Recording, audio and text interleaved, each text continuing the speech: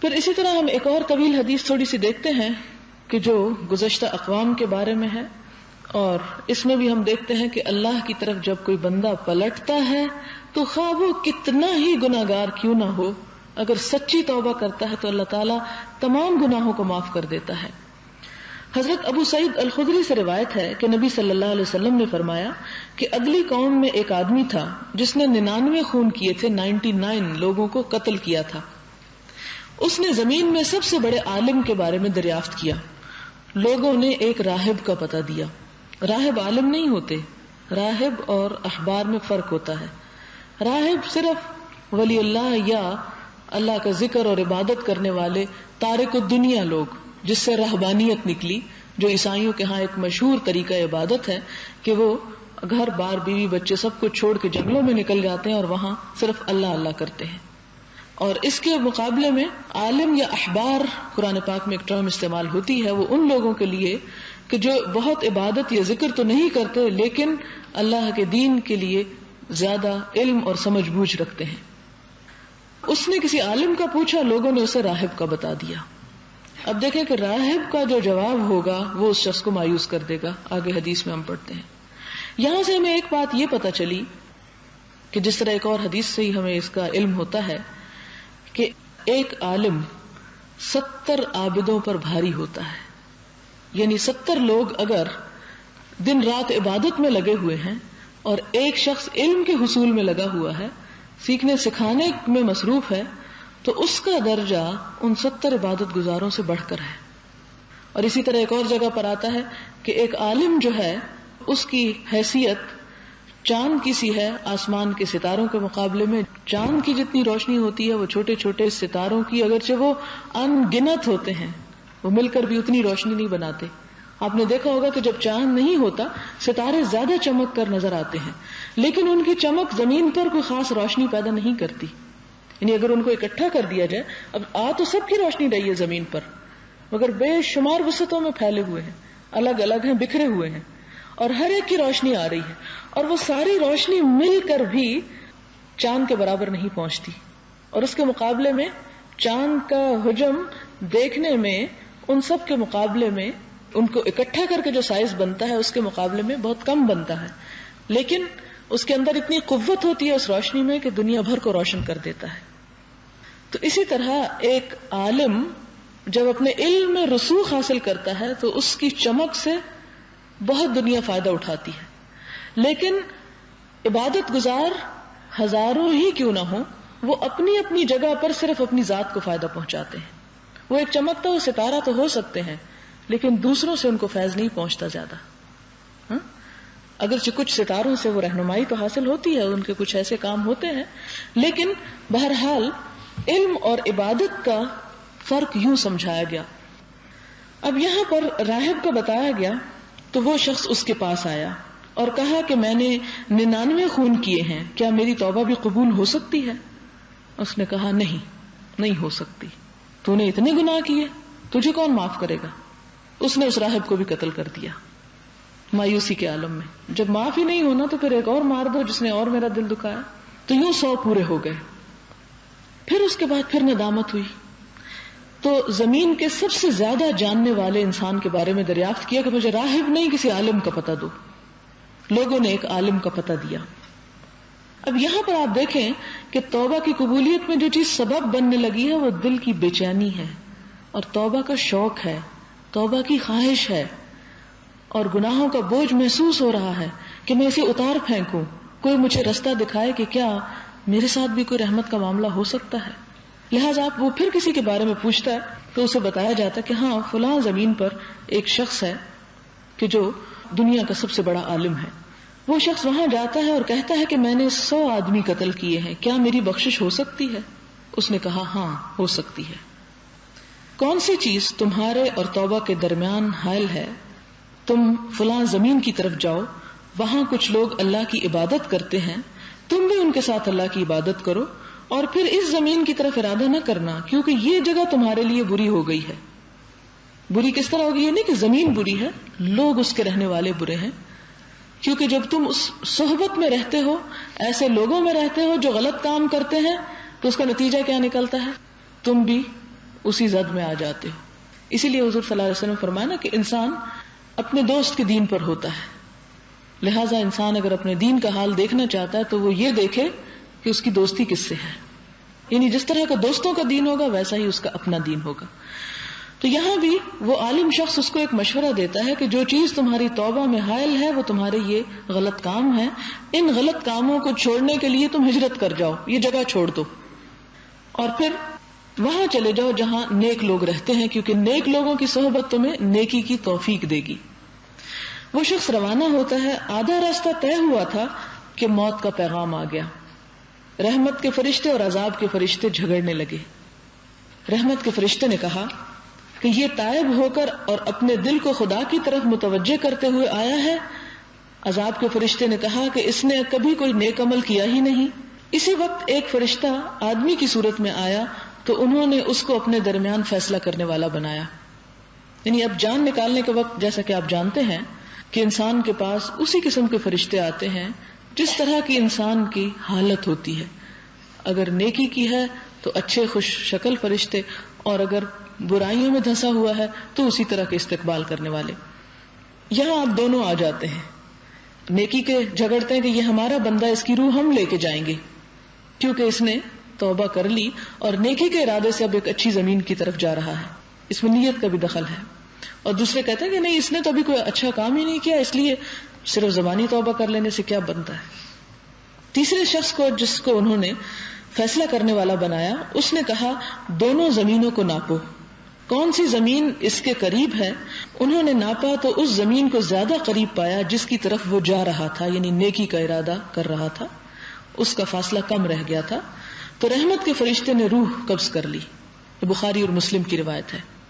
اس لیے کہ برائی اور اس کے درمیان فاصلہ زیادہ ہو چکا تھا, اور نیکی کے درمیان اور اس کے یعنی نیک زمین یا نیک کام کرنے کا جہاں اس نے ارادہ کیا تھا وہ جگہ کم تھی.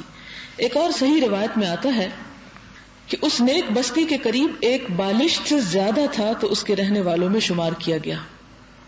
ایک اور صحیح روایت میں ہے کہ اللہ تعالیٰ نے اس زمین کو جہاں سے آیا تھا حکم دیا کہ دور ہو جا, اور اس زمین کو جہاں جا رہا تھا حکم دیا کہ قریب ہو جا, اور کہا دونوں زمینوں کو ناپو. جب ناپا گیا تو اس زمین کو ایک بالشت قریب پایا, بس اس کو بخش دیا گیا.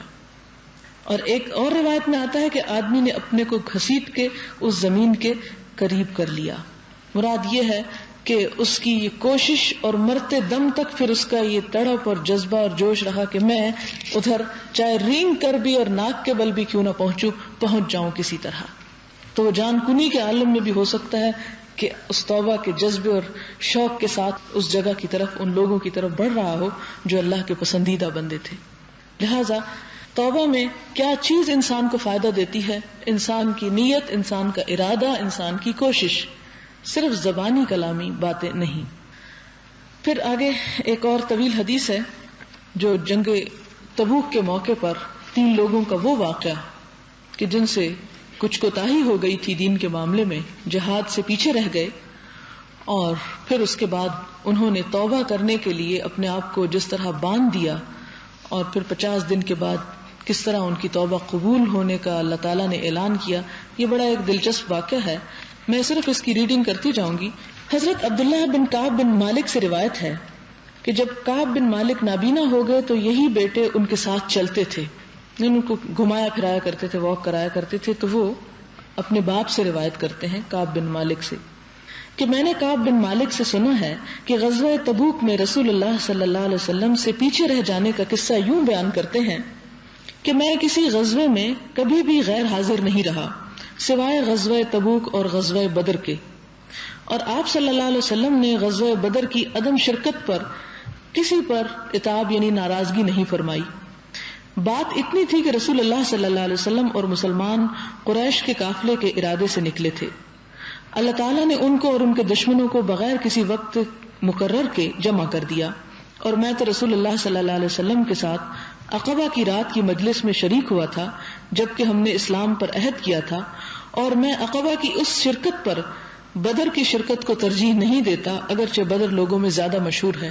آپ کو یاد ہوگا کہ یہ 13 نبوی میں ہجرت سے کچھ تھوڑے دن پہلے 73 مرد اور 2 عورتیں مدینے سے مکہ آئے.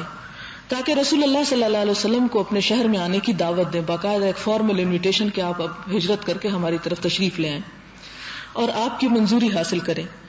تو انہی کی اس پرجوش اور مخلصانہ دعوت پر آپ صلی اللہ علیہ وسلم نے مدینہ کی طرف ہجرت فرمائی. اس موقع پر اس بیعت عقبہ میں جو لوگ شریک ہوئے ان کا بھی بڑا درجہ اور بڑا رتبہ اور بڑا مقام ہے.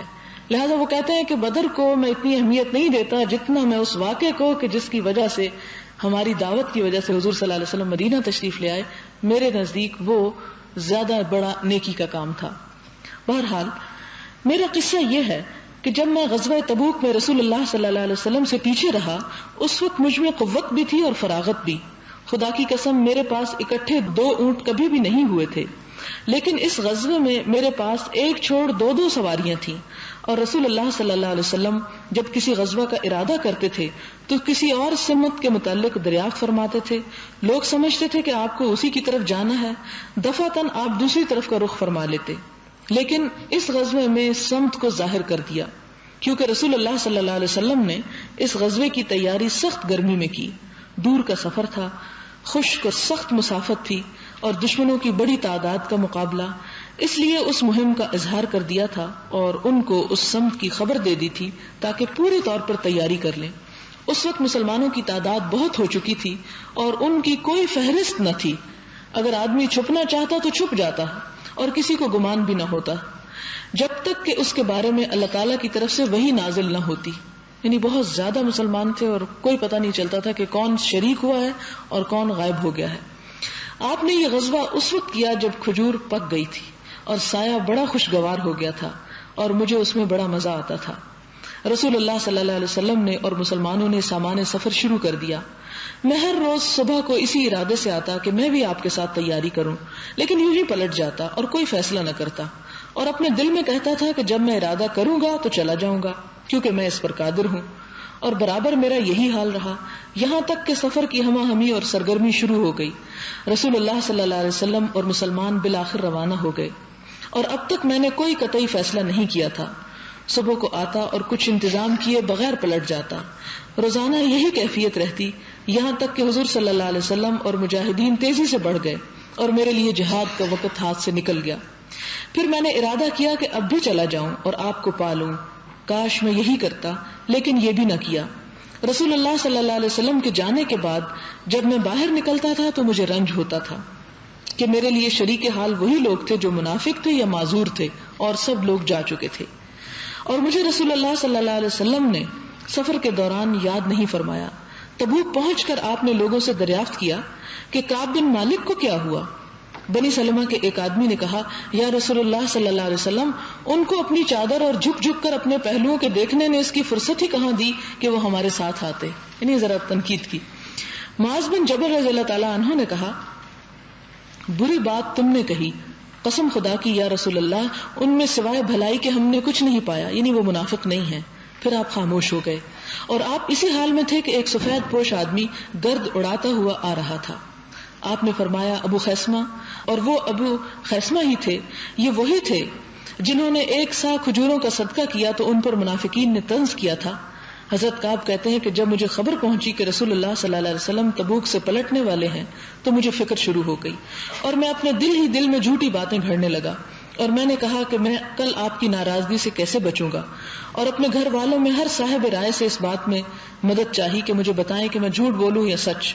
جب یہ خبر ہوئی کہ رسول اللہ صلی اللہ علیہ وسلم تشریف لے آئے تو میرا سب سوچا گھڑا بھول گیا کہ میں نے کیا دلیلیں تلاش کی تھی اپنی معذرت کے لیے. جب آپ سامنے آئے تو وہ سب ختم، اور میں نے سمجھ لیا کہ میں جھوٹ بول کر کبھی بھی نجات نہ پاؤں گا. بس میں نے سچ بولنے کی ٹھان لی اور صبح صبح رسول اللہ صلی اللہ علیہ وسلم تشریف لائے. آپ کی عادت مبارک تھی کہ جب کسی سفر سے پلٹتے تھے تو پہلے مسجد میں آتے تھے، اس میں 2 رکعتیں پڑھ کر پھر لوگوں کے پاس بیٹھتے تھے. جب آپ فارغ ہوئے تو پیچھے رہ جانے والے آ کر آپ سے عذر کرنے لگے اور قسمیں کھانے لگے، یعنی منافقین. وہ 80 سے کچھ زیادہ لوگ تھے. ایک آتا دوسرا آتا اور سب دعوے کرتا کہ ہم اس وجہ سے ہم بیمار تھے، ہمیں یہ مشکل یہ پریشانی. آپ صلی اللہ علیہ وسلم نے ان کے ظاہری دعوے قبول کر لیے، ان سے بیعت لی، ان کے لیے بخشش چاہی اور ان کے دلی بھیدوں کو اللہ کے سپرد کیا. پھر میں آیا. جب میں نے آپ کو سلام کیا تو آپ غصے کے انداز میں مسکرائے اور فرمایا، آؤ. میں آیا اور آپ کے سامنے بیٹھ گیا. آپ نے فرمایا کس سبب سے تم شریک نہ ہو سکے؟ کیا تمہارے پاس سواری نہ تھی؟ میں نے عرض کیا یا رسول اللہ، قسم خدا کی اگر میں کسی دنیا والے کے پاس بیٹھا ہوتا تو اس کی ناراضگی سے عذر کر کے نکل جاتا، اس لیے کہ مجھ میں بحث کا مادہ ہے، لیکن میں سمجھتا ہوں کہ آج اگر میں آپ سے جھوٹ کہوں گا تو آپ تو راضی ہو جائیں گے، مگر قریب ہے کہ اللہ تعالیٰ آپ کو مجھ سے ناراض کر دے، اور اگر میں آپ سے سچی بات کہہ دوں تو آپ ناراض تو ضرور ہوں گے، لیکن میں اس میں اللہ عز و جل کے انعام کی امید رکھتا ہوں. میرے لیے کوئی عذر نہیں تھا. خدا کی قسم میں کبھی اتنا فارغ نہیں تھا جتنا کہ اس موقع پر. رسول اللہ صلی اللہ علیہ وسلم نے فرمایا انہوں نے تو سچی بات کہہ دی، جاؤ یہاں تک کہ اللہ تمہارے حق میں کوئی فیصلہ کرے. میں اٹھا اور میرے ساتھ ہی بنی سلمہ کے کچھ لوگ بھی اٹھ کر آئے اور کہنے لگے ہم کو تو معلوم نہیں کہ اس سے پہلے تم نے کوئی گناہ کیا ہو، تم عاجز ہو گئے اور کوئی عذر نہ کر سکے. جیسے عذر خواہوں نے عذر پیش کیے، اگر تم بھی کوئی عذر کر دیتے تو حضور صلی اللہ علیہ وسلم کا تمہارے لیے بخشش چاہنا تمہارے گناہ کی معافی کے لیے کافی ہو جاتا. اس طرح وہ برابر ملامت کرتے رہے یہاں تک کہ میں نے ارادہ کیا کہ رسول اللہ صلی اللہ علیہ وسلم کی طرف پلٹ جاؤں اور جھوٹ بول دوں. یعنی انہوں نے مجھے بہت اکسایا کہ دیکھو اگر تم کچھ تھوڑی بہت جھوٹ بول کے تو آپ کو راضی کر لیتے تو حضور صلی اللہ علیہ وسلم تمہارے لیے معافی مانگ لیتے، استغفار اللہ سے مانگ لیتے تو معافی بھی ہو جاتی، وہ بھی راضی ہو جاتے، خدا بھی راضی ہو جاتا. پھر میں نے ان سے کہا کہ میری طرح کوئی اور بھی ہے؟ بولے ہاں 2 آدمی ہیں. انہوں نے بھی وہی کہا جو تم نے کہا، اور ان سے بھی وہی کہا گیا جو تم سے کہا گیا. میں نے کہا وہ کون ہیں؟ بولے ایک تو مرارہ بن ربیعہ ہیں اور دوسرے ہلال بن امیہ ہیں. اور جب میں نے ان دونوں کا ذکر سنا تو گھر چلا آیا، کیونکہ انہوں نے ایسے 2 نیک آدمیوں کا ذکر کیا جو بدر میں شریک تھے. وہ دونوں میرے لیے اچھا نمونہ تھے. اب رسول اللہ صلی اللہ علیہ وسلم نے حکم فرما دیا کہ ہم تینوں سے کوئی بات نہ کرے.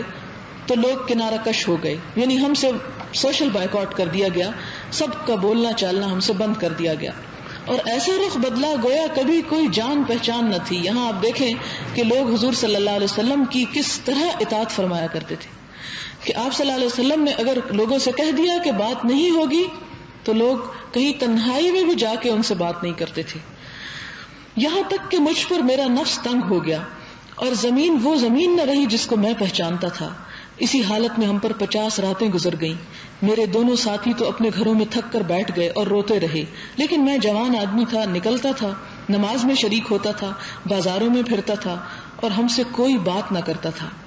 میں مسجد میں آتا اور حضور صلی اللہ علیہ وسلم کو سلام کرتا.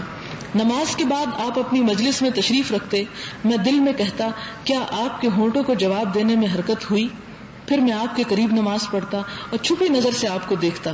جب نماز کی طرف متوجہ ہوتا تو آپ مجھ کو دیکھتے اور جب میں آپ کی طرف دیکھتا تو آپ مجھ سے منہ موڑ لیتے. مسلمانوں کی بے رخی کو مدت ہو گئی تھی. ایک دن میں ابو قتادہ کی طرف گیا، وہ میرے چچا زاد بھائی تھے اور مجھے بہت محبوب تھے. میں ان کے باغ کی دیوار پھاند کر اندر پہنچا اور ان کو سلام کیا. خدا کی قسم انہوں نے میرے سلام کا جواب تک نہ دیا.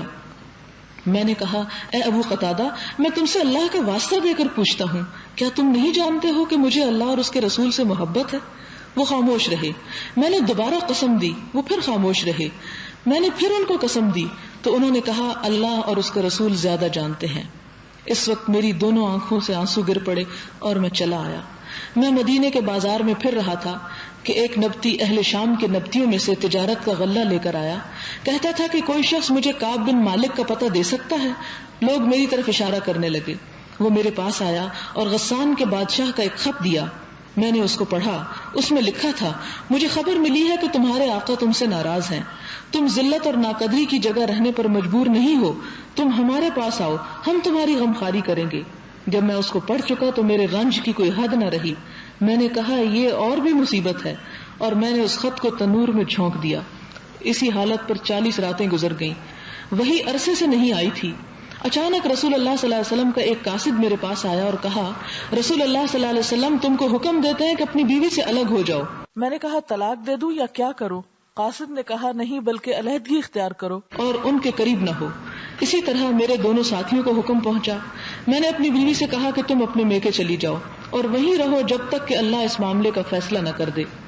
ہلال ابن امیہ کی بیوی رسول اللہ صلی اللہ علیہ وسلم کے پاس آئیں اور کہا یا رسول اللہ، ابن امیہ بوڑھے آدمی ہیں اور کوئی خادم نہیں، کیا آپ ناپسند کرتے ہیں کہ میں ان کی خدمت کروں؟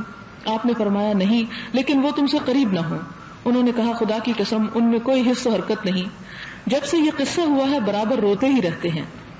مجھ سے میرے بعض گھر والوں نے کہا تم بھی رسول اللہ صلی اللہ علیہ وسلم سے اپنی بیوی کے بارے میں اجازت طلب کرو، جیسے ہلال بن امیہ کی بیوی نے اپنے شوہر کی خدمت کی اجازت لی ہے۔ میں نے کہا میں اجازت نہ مانگوں گا، میں نہیں جانتا کہ آپ کیا جواب دیں گے، اس لیے کہ میں جوان آدمی ہوں۔ قصہ مختصر، اسی حالت پر ہم نے 10 راتیں اور گزار دیں تو پورے 50 راتیں گزر گئیں۔ میں نے 50ویں دن رات کی صبح کو اپنے گھر کی چھت پر نماز پڑھی۔ میں اسی حالت میں بیٹھا تھا جس کا نقشہ اللہ نے کھینچا ہے۔ مجھ پر میرا نفس تنگ ہو گیا تھا اور زمین وسعت کے باوجود مجھ پر تنگ ہو گئی تھی۔ میں نے کوہ صلا سے ایک چیخ سنی، کوئی بلند آواز سے کہہ رہا تھا کعب بن مالک تمہیں بشارت ہو۔ یہ سنتے ہی میں سجدے میں گر پڑا اور میں نے سمجھا کہ مسرت کی گھڑی آ گئی ہے۔ صبح کی نماز پڑھ کر رسول اللہ صلی اللہ علیہ وسلم نے اللہ عز و جل کی طرف سے ہماری توبہ کی قبولیت کا اعلان کیا۔ لوگ ہمیں بشارت دینے لگے، خوشخبری اور مبارک دینے لگے۔ کچھ لوگ میرے دونوں ساتھیوں کی طرف خوشخبری دینے چلے گئے۔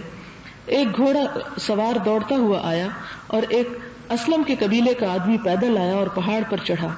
اس کی آواز گھوڑے سے بھی زیادہ تیز تھی۔ جب وہ میرے پاس آیا اور مجھے خوشخبری سنانے لگا تو خوشی میں نے اپنے دونوں کپڑے اتار کر اس کو پہنا دیے۔ خدا کی قسم میں اس وقت انہی 2 کپڑوں کا مالک تھا۔ پھر میں نے 2 کپڑے ادھارے لیے اور ان کو پہن کر رسول اللہ صلی اللہ علیہ وسلم کے پاس جانے کے ارادے سے چلا۔ لوگ مجھ سے جوک در جوک ملتے تھے اور توبہ کی مبارکباد دیتے تھے اور کہتے تھے کہ توبہ کی قبولیت مبارک ہو۔ یہاں تک کہ میں مسجد میں آیا، رسول اللہ صلی اللہ علیہ وسلم بیٹھے تھے اور لوگ آپ کے گرد جمع تھے۔ طلحہ بن عبید اللہ مجھ کو دیکھ کر کھڑے ہو گئے اور بڑھ کر مجھ سے مصافحہ کیا، مبارکباد دی، اور خدا کی قسم مہاجرین میں ان کے سوا کوئی نہیں کھڑا ہوا۔ میں طلحہ کا یہ احسان بھول نہیں سکتا۔ جب میں نے رسول اللہ صلی اللہ علیہ وسلم کو سلام کیا تو آپ نے فرمایا زندگی کا مبارک ترین دن تم کو مبارک ہو۔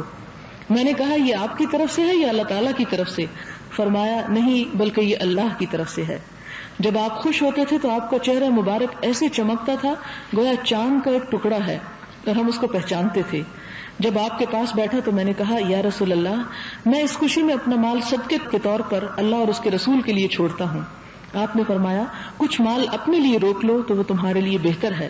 میں نے کہا خیبر کا حصہ میں نے اپنے لیے رکھ چھوڑا ہے، اور میں نے کہا یا رسول اللہ تعالیٰ نے مجھ کو سچائی کے سبب نجات دی ہے، اب میری توبہ کا یہ نتیجہ ہونا چاہیے کہ جب تک زندہ رہوں سچ ہی بولا کروں۔ اور خدا کی قسم جب سے میں نے رسول اللہ صلی اللہ علیہ وسلم سے سچ سچ کہہ دیا، آج کے دن تک جھوٹ بولنے کا پھر ارادہ بھی نہیں کیا، اور میرے علم میں سچ بولنے میں کسی پر اللہ تعالیٰ نے ایسا فضل نہیں کیا جیسا مجھ پر فرمایا، اور میں امید کرتا ہوں کہ جب تک میں زندہ رہوں گا اللہ تعالیٰ میری حفاظت کرے گا۔ جو آیت ہم لوگوں کے متعلق نازل ہوئی تھی وہ یہ ہے لَقَدْ تَابَ اللَّهُ عَلَى النَّبِيِّ وَالْمُهَاجِرِينَ وَالْأَنصَارِ الَّذِينَ اتَّبَعُوهُ فِي سَاعَةِ الْعُسْرَةِ مِنْ بَعْدِ مَا كَادَ يَزِيغُ قُلُوبُ فَرِيقٍ مِّنْهُمْ ثُمَّ تَابَ عَلَيْهِمْ إِنَّهُ بِهِمْ رَءُوفٌ رَحِيمٌ۔ اللہ تعالیٰ نے توجہ فرمائی نبی علیہ السلام پر اور مہاجرین اور انصار پر اور ان لوگوں پر جنہوں نے تنگی کے وقت میں آپ کی پیروی کی۔ قریب تھا کہ ان میں سے ایک جماعت کے دل پھر جائیں، پھر وہ ان پر مہربان ہوا، بے شک وہ مہربان ہے رحم والا۔ اور ان 3 شخصوں پر جو پیچھے رہ گئے، یہاں تک کہ زمین باوجود وسعت کے ان پر تنگ ہو گئی اور ان پر ان کا نفس تنگ ہو گیا، اور انہوں نے جان لیا کہ نہیں پناہ مگر اللہ کی طرف، پھر وہ ان کی طرف متوجہ ہوا تاکہ وہ توبہ کریں، بے شک اللہ توبہ قبول کرنے والا رحمت والا ہے۔ اے ایمان والو اللہ سے ڈرتے رہو اور سچے لوگوں کے ساتھ رہو۔ یا ایھا الذین آمنوا اتقوا اللہ وکونوا مع الصادقین، یہ سورۃ توبہ کی 11ویں سپارے کی آیات ہیں۔ پھر وہ کہتے ہیں خدا کی قسم اسلام کے بعد سب سے بڑا انعام خدا تعالیٰ نے مجھ پر یہ کیا کہ رسول اللہ صلی اللہ علیہ وسلم کے سامنے مجھ سے حق بات کہلوا دی، سچ بولنے کی توفیق دی۔ اگر میں جھوٹ بولتا تو میرا بھی وہی حشر ہوتا جو جھوٹ بولنے والوں کا ہوا۔ اللہ تعالیٰ نے جھوٹوں کے حق میں بہت ہی سخت وعید فرمائی ہے۔ ان کے بارے میں سورۃ التوبہ ہی کی آیات ہیں جس کا ترجمہ ہے ان قریب وہ لوگ تم سے اللہ کی قسمیں کھائیں گے جب ان کی طرف پلٹو گے تاکہ ان کو درگزر کرو، بس تم ان سے منہ موڑ لو، بے شک وہ ناپاک ہیں، ان کا ٹھکانہ دوزخ ہے۔ یہ ان 80 منافقوں کی طرف اشارہ ہے جنہوں نے جھوٹ بول کر حضور صلی اللہ علیہ وسلم کو تو راضی کر لیا تھا لیکن توبہ نہیں کی اپنے قصور پر۔ اس کا بدلہ ہے جو انہوں نے کمایا. قسمیں کھائیں گے تمہارے سامنے تاکہ تم راضی ہو جاؤ. اگر تم راضی ہوئے تو اللہ فاسق لوگوں سے راضی نہیں ہوتا. مراد یہ کہ اگر انسان سے کوئی غلطی ہو جائے اور اس پر توبہ کرنے کی بجائے مزید دوسروں کو اور جھوٹ بول کر راضی بھی کر لے تو خدا کے سامنے ایسی حرکت چھپ نہیں سکتی. حضرت کعب کہتے ہیں کہ پیچھے کر دیے جانے کا مطلب یہ ہے کہ ہمارا معاملہ کچھ دنوں کے لیے اٹھا رکھا تھا ان لوگوں کی نسبت جن کے ظاہری حال پر رسول اللہ نے صلی اللہ علیہ وسلم نے اکتفا کی. جب انہوں نے قسم کھائی تو ان سے بیعت لی اور ان کے لیے بخشش چاہی اور ہمارے کام کو مؤخر کر دیا یہاں تک کہ اللہ تعالیٰ اس میں فیصلہ کرے. یہ بخاری اور مسلم کی روایت ہے ایک طویل جس سے بہت سے سبق ملتے ہیں اور جس کو آپ کے ذہن میں وہ چیزیں اجاگر بھی ہوتی چلی گئی ہوں گی اس قصے کو سننے کے بعد کہ کس طرح حضور صلی اللہ علیہ وسلم کا حکم تمام مسلمانوں کے لیے ایسا زبردست حکم ہے, اتنا زبردست ڈسپلن ہے کہ آپ نے جب حکم دے دیا تو آپ دیکھتے ہیں کہ کوئی ایک شخص بھی چھپ کے اور چوری چھپے بھی آپ کے حکم کی نافرمانی نہیں کرتا. پھر اس کے ساتھ ساتھ آپ دیکھیں کہ قصور کیا تھا کہ جنگ میں شرکت نہیں کی صرف سستی کی وجہ سے, اور اس پر توبہ کس انداز میں ہوئی اور کس انداز میں انہوں نے معافی چاہی اور کتنی آزمائش کے بعد معافی ہوئی. تو بعض اوقات یہ نہیں ہوتا کہ انسان توبہ استغفار زبان سے کرتا رہے اور صرف چند تسبیحاں اس کی پڑھ لے تو سمجھے کہ سب توبہ ہو گئی. بعض اوقات اس توبہ کے لیے انسان کے اوپر کچھ تکلیف دہ حالات بھی آ جاتے ہیں, لیکن جب انسان ان سے گزر جاتا ہے اور پھر بھی حق اور صداقت پر جمع رہتا ہے تو اللہ تعالیٰ انسان کے اس عمل میں برکت پیدا کرتے ہیں. آخری احادیث اس باب کی پوری کر کے میں اسے ختم کرنا چاہوں گی آج کہ توبہ کی فضیلت اور قبولیت کیا ہے. حضرت عمران ابن الحسین سے روایت ہے کہ جوہینہ کی ایک عورت رسول اللہ صلی اللہ علیہ وسلم کے پاس آئی, کہا یا رسول اللہ صلی اللہ علیہ وسلم میں نے ایسا جرم کیا ہے کہ میں سزا کی مستحق ہو گئی, بس آپ حد قائم کیجئے یعنی شرعی سزا مجھے دیجئے. نبی صلی اللہ علیہ وسلم نے اس کے ولی کو بلایا اور فرمایا اس کے ساتھ اچھا سلوک کر, جب اس کے بچہ پیدا ہو جائے تو لے آنا. ولادت کے بعد وہ آئی تو رسول اللہ صلی اللہ علیہ وسلم نے حکم دیا کہ اس کے کپڑے اس پر باندھ دو کیونکہ عورت کو سنسار کرتے ہوئے وہ ننگی نہ ہو. پھر اس کو سنسار کرنے کا حکم دیا تو وہ سنسار کر دی گئی. پھر آپ نے اس کے جنازے پر نماز پڑھی. حضرت عمر رضی اللہ تعالیٰ عنہ نے کہا یا رسول اللہ صلی اللہ علیہ وسلم آپ اس پر نماز پڑھتے ہیں, یہ تو گناہگار عورت تھی. آپ صلی اللہ علیہ وسلم نے فرمایا اس نے توبہ کر لی, اگر اس کی توبہ اہل مدینہ کے 70 آدمیوں پر تقسیم کی جائے تو سب کے لیے کافی ہو. ایک اور جگہ پر آتا ہے کہ ساری بستی میں تقسیم کر دی جائے تو سب کی مغفرت کے لیے کافی ہو جائے. تم نے اس سے افضل کسی آدمی کو دیکھا ہے جس نے اپنی جان اللہ کے حضور میں پیش کر دی توبہ کرتے ہوئے, یعنی اللہ سے اپنے گناہ کی معافی چاہتے ہوئے. ایک اور حدیث ہے حضرت ابن عباس اور انس ابن مالک سے روایت ہے کہ رسول اللہ صلی اللہ علیہ وسلم نے فرمایا کہ اگر آدم کے بیٹوں کو سونے کی ایک گھاٹی دی جائے یعنی ایک جگہ دے دی جائے سونے کی بنی ہوئی تو وہ چاہیں گے کہ 2 گھاٹیاں اور مل جائیں اور ان کے منہ کو سوائے مٹی کے اور کوئی چیز نہیں بھر سکتی یعنی قبر کی مٹی. اور جو شخص توبہ کرے تو اللہ تعالیٰ اس کی توبہ قبول کرتا ہے. مراد یہ ہے کہ دنیا کا سامان اور دنیا کی زینت اور دنیا جو ہے وہ انسان کو جتنی بھی مل جائے وہ کم ہے اس کے لیے اور اس کی حرص کبھی ختم نہیں ہو سکتی. اس کے مقابلے میں اگر انسان توبہ کر لیتا ہے تو توبہ انسان کے لیے ان دنیا کی تمام نعمتوں اور دولتوں سے بڑھ کر دولت ہے جس کو اس توبہ کی توفیق ہو جائے. حضرت ابو ہریرہ سے روایت ہے کہ رسول اللہ صلی اللہ علیہ وسلم نے فرمایا کہ اللہ تعالیٰ ایسے 2 آدمیوں پر ہنستا ہے یعنی خوش ہوتا ہے کہ ایک دوسرے کو قتل کر دیں اور دونوں جنت میں داخل ہوں. یہ کیسے؟ ایک اللہ کے راستے میں جنگ کرتا ہے اور شہید ہو جاتا ہے, پھر دوسرا اسلام لاتا ہے اور اللہ کے سامنے قتل سے توبہ کرتا ہے, پھر وہ بھی شہید ہو جاتا ہے. تو ایسے 2 لوگ اللہ کی نظر میں بہت ہی پیارے لوگ ہیں جو گناہ کے بعد توبہ کر کے اچھے کام کے ذریعے اپنے رب کو راضی کر لیتے ہیں. اللہ تعالیٰ سے دعا ہے کہ ہمیں عمل کی توفیق دے, سچے دل سے توبہ کرنے کی توفیق دے اور واقعی ہم اس کی طرف ایسے رجوع کرنے والے ہوں کہ اس کی رحمتیں ہم سب پر برسیں. وآخر دعوانا ان الحمد للہ رب العالمین. سبحانک اللہم وبحمدک نشہد ان لا الہ الا انت نستغفرک ونتوب الیک. والسلام علیکم ورحمۃ اللہ وبرکاتہ.